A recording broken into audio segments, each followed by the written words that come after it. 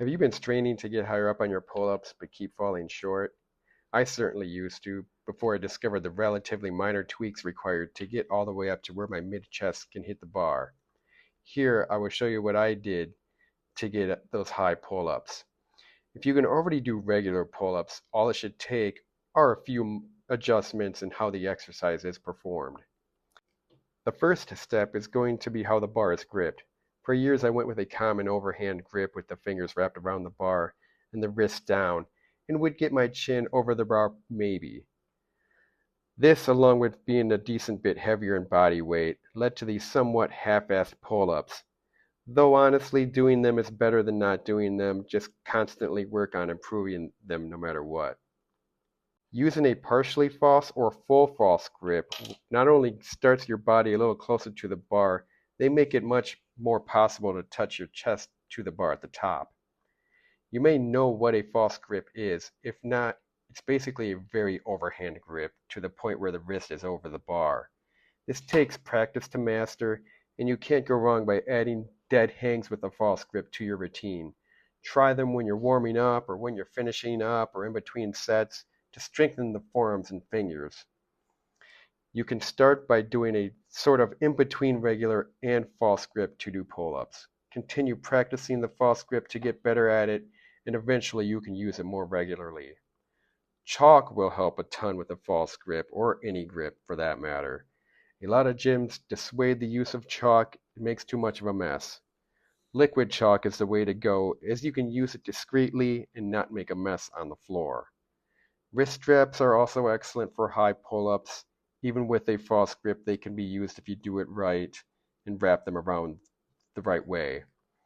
Between the two grip enhancers, though, the liquid chalk is way more preferable in my eyes. Sometimes straps don't want to wrap as tight as you'd like, whereas with liquid chalk you can control your grip much better. Another factor in the false grip is the bar itself. A slippery bar doesn't lend itself to a successful grip of any sort. A gnarled bar works well to keep your grip, and just about any gym will have them. There are some that are almost too rough as well, and these can be downright irritating to grip. Find pull-up bars that give the best comfort level for your hands while keeping the ability to maintain a strong grip. Now let's move on to hand placement on the bar. The classic shoulder width hand placement works perfect for nice high pull-ups. Everybody's different though, so you can move around the hand placement from set to set to find your spot. I do still like to do a set or two of wide grip pull-ups, and found it is possible to get up high on them as well. As you hang, start the pull-up by shrugging up, like a reverse pulling shrug. This is known as a scapular pull-up, where the upper back is raised up while the arms are still straight. And it's another thing you can practice when you're warming up or when you're finishing up to get used to it. Starting each rep like this causes the back muscles to do more of the work and gets you in a good position to pull all the way up. You also close the distance like you do when you have the false grip. As you get to the bottom of each rep, you can go down to a point where you maintain your scapular pull-up or go into a dead hang for a second before starting the next rep with the scapular pull-up. Another important step in performing high pull-ups is to be leaning back a bit. You're pulling to your chest. How can you really do that if you keep your body in a straightened out position? It doesn't have to be much of a lean, just enough to get the chest to the bar. Once I'm ready to pull up, I aim to explode upward from the bottom while pulling with the elbows down and behind me, as opposed to outward. With the body leaned back a little, I end up to a point where my mid-chest area touches the bar.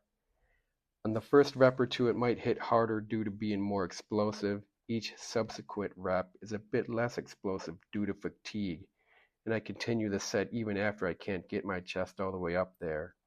Basically, these are the more common looking pull-ups you see everybody doing. But continuing the set adds to the intensity and hopefully more full reps in the future. When I get to the top of a pull-up and my chest touches the bar, I then lower back down under control to take advantage of the eccentric or negative part of the exercise. Just dropping your body back down can lead to injury, and I'm not doing CrossFit here. I want to get nice full reps, slow on the way down, get the most out of the exercise. One thing that can help with high pull-ups is to think of it as pulling the bar to you instead of the other way around. Visualization can be a great help when attempting to break through barriers. Basically, if you imagine yourself doing it, it becomes more doable. As you get better at high pull-ups, you can get more advanced by adding resistance with ankle weights, a dip belt, or a weight vest. You could also try muscle ups if you're up for it.